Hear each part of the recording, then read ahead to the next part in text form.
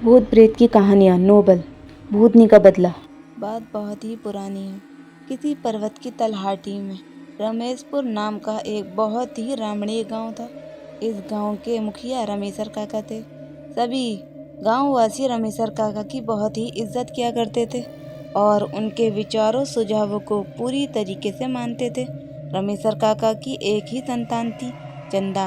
15-16 की उम्र में भी चंदा का नटखटपना गया नहीं था। वह बहुत ही शरारती थी।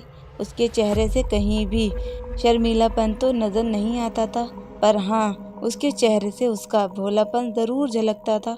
उस समय हर माँ बाप की बस एक ही ख्वाहिश होती थी कि उनकी लड़की को अच्छा घर पर मिल जाए और वह अपने ससुराल में खुश रहे। रमेशर काका भी चंदा के लिए आसपास के गांव में बर्दोख्वाह बनकर जाना शुरू कर दिए थे। एक बार पास के एक गांव के उनके मुखिया मित्र ने कहा कि उनकी नज़र में एक लड़का है, अगर आप तैयार हो तो मैं बात चलाऊं। रमेशर काका के हाँ करते ही उनके मुखिया मित्र की अगुवाई में चंदा का विवाह तय हो गया। चंदा का पति नदेसर उस समय कोलकाता में कुछ काम कर रहा था। नदेसर देखने के बहुत ही सीधा साधा और सुंदर युवक था। वह रमेशर काका को पूरी तरीके से भा गया था। खैर, शादी हुई और रमेशर काका ने नम आंखों से चंदा को विदा किया।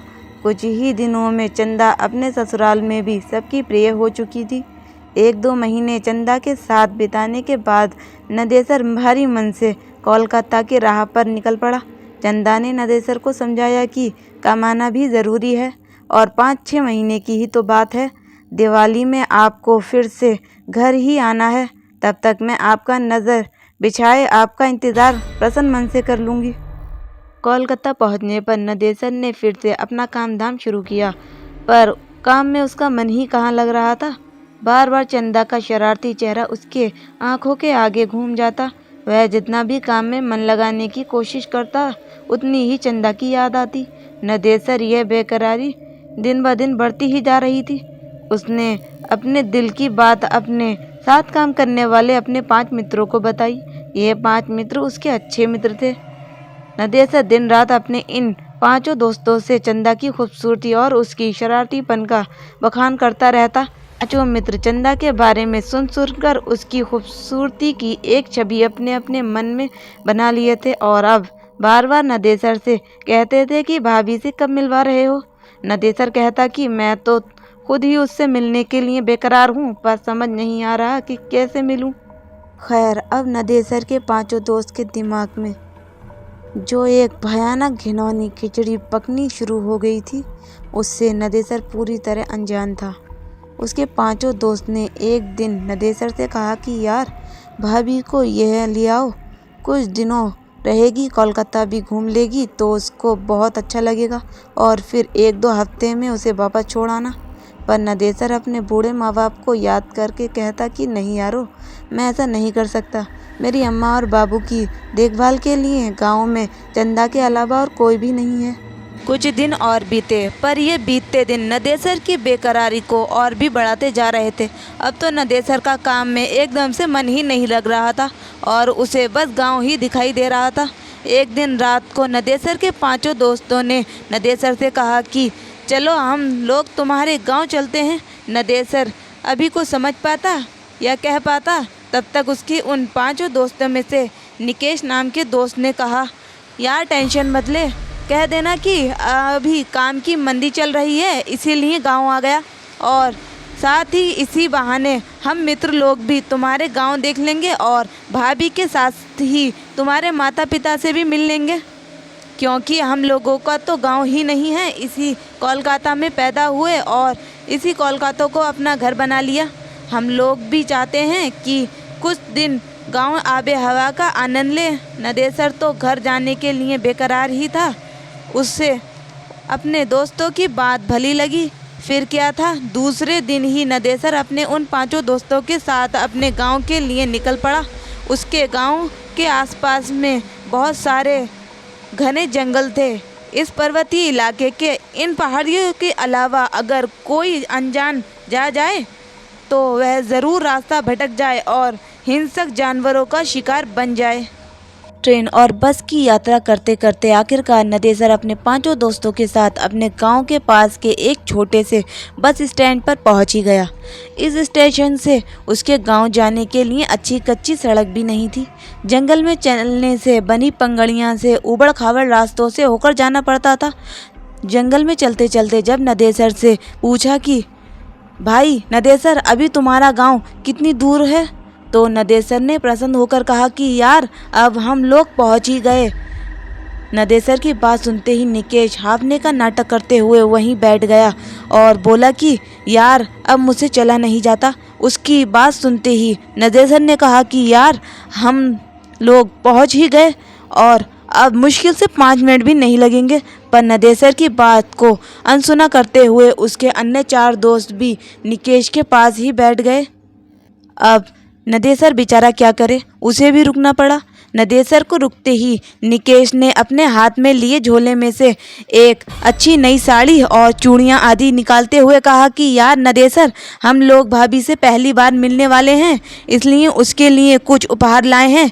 उसकी बात सुनते ही नदेसर ने कहा कि यारो इसकी क्या ज़रूरत थी। पर निकेश ने हंसते हुए कहा कि ज़रूरत थी भाई, हमारी भी तो भाभी है, हम पहली बार उससे मिल रहे हैं तो बिना कुछ दिए कैसे रह सकते हैं।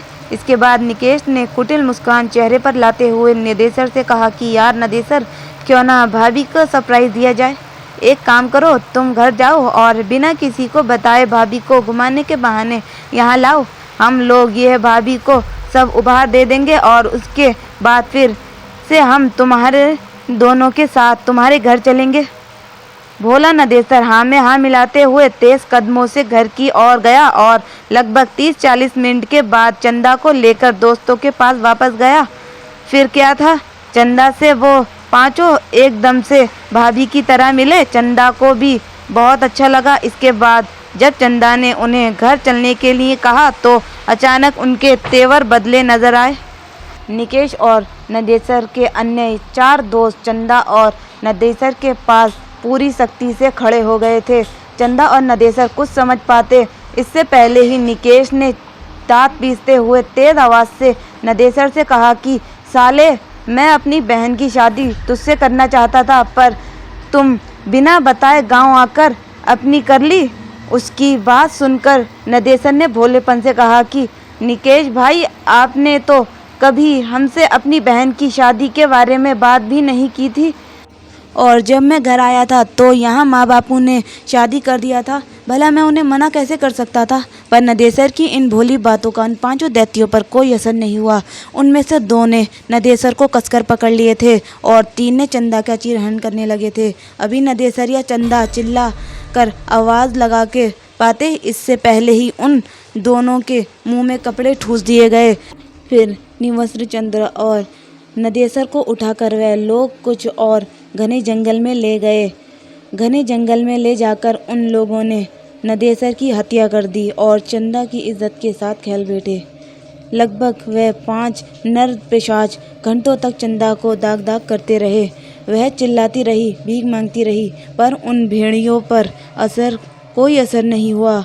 अतः अपनी वाली करने के बाद उन्हें 5 ने चंदा को भी मौत के घाट उतार दिया। वही जंगल में सूखी पत्तियों में उन्हें ढककर आग लगा दिए।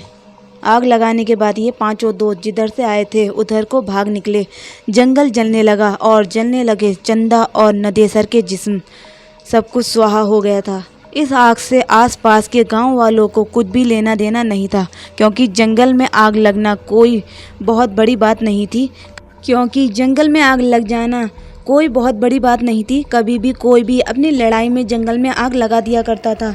धीरे धीरे समय बीतने लगा। रात तक जब चंदा और नदेसर घर नहीं आए तो नदेसर के पिताजी ने नदेसर के आने और चंदा को लेकर जाने की बात अपने पड़ोसियों को बताई। उसी रात को नदेसर और उसके कुछ पड़ोसी मशाल लेकर चंदा और नदेसर को ढूंढने के लिए निकल पड़े। काफ़ी खोजबीन करने के बाद भी इन दोनों का कोई पता नहीं चला। दूसरे दिन सुबह पुलिस में खबर दी गई, पर पुलिस भी क्या करती, थोड़ा बहुत छानबीन की, पर उन दोनों का कोई पता नहीं।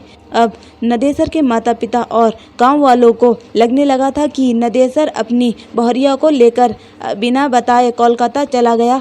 शायद उसे डर था कि अगर बापू को बताकर ले जाएगा तो वह जाने नहीं देंगे। आखिर कोलकाता में नदेसर कहाँ रहता है, क्या करता है, इन सब बातों के बारे में भी नदेसर के माता पिता और गांव वालों को बहुत कम ही पता था। धीरे धीरे करके 8-9 महीने बीत गए। अब नदेसर के माता पिता बिना नदेसर और चंदा के जीना सीख गए थे। इधर कोलकाता में भी एक दिन अचानक निकेश के घर पर कोहराम मच गया। हुआ ये था कि किसी ने बहुत ही बेरहमी से उसके गुप्तांग को दांतों से काट खाया था। उसके शरीर पर जगह जगह भयानक दांतों के निशान भी थे और वह इस दुनिया से विदा कर गया था। पुलिस के पूछताछ में उसके घर वालों ने बताया कि पिछले 1 महीने से निकेश का किसी लड़की के साथ चक्कर था। वह दोनों बराबर एक दूसरे से मिल रहे थे, पर लड़की कौन थी, कैसी थी, किसी ने नहीं देखा था। पर इसी दौरान पुलिस को निकेश की बहन से एक अजीब व डरावनी बात पता चली। निकेश की बहन ने बताया कि एक दिन जब निकेश घर से निकला तो वह भी पीछे पीछे होली थी। निकेश बत्ती से निकलकर एक सुनसान रास्ते में बनी एक पुलिया पर बैठ गया था। वहां से मैं लगभग 20 मीटर की दूरी पर एक बिजली के खंभे की आड़ से खड़ी होकर उस पर नज़र रखे हुए थी। मुझे बहुत ही अजीब लगा क्योंकि ऐसा लग रहा था कि निकेश किसी से बात कर रहा है, किसी को पुचकार रहा है, पर वहाँ तो निकेश के अलावा कोई भी नहीं था। फिर मुझे लगा कि अभी मैं ये सोच ही रही थी कि तभी एक भयानक काली छाया मेरे पास आकर खड़ी हो गई।